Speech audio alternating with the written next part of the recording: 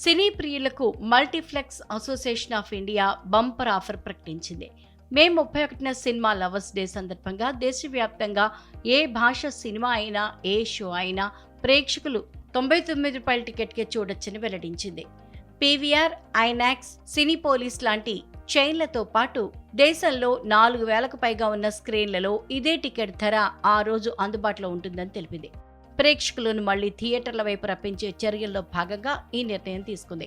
దేశవ్యాప్తంగా ఓవైపు ఎన్నికల హడావిడి, మరోవైపు ఐపీఎల్ ఫీవర్ కారణంగా ఈ సమ్మర్లో టాలీవుడ్, బాలీవుడ్ సహా ఎక్కడా పెద్ద హీరోల సినిమాలేవీ విడుదల కాలేదు. విడుదలైన చిన్న సినిమాలు కూడా పెద్దగా ఆకట్టుకోలేదు. హాలీవుడ్ సినిమాలు కూడా పరిమితంగానే విడుదల కావడంతో టికెట్ సేల్స్ దారుణంగా పడిపోయాయి. ఈ నేపథ్యంలో మల్టీప్లెక్స్ అసోసియేషన్ టికెట్లపై డిస్కౌంట్ ప్రకటించింది.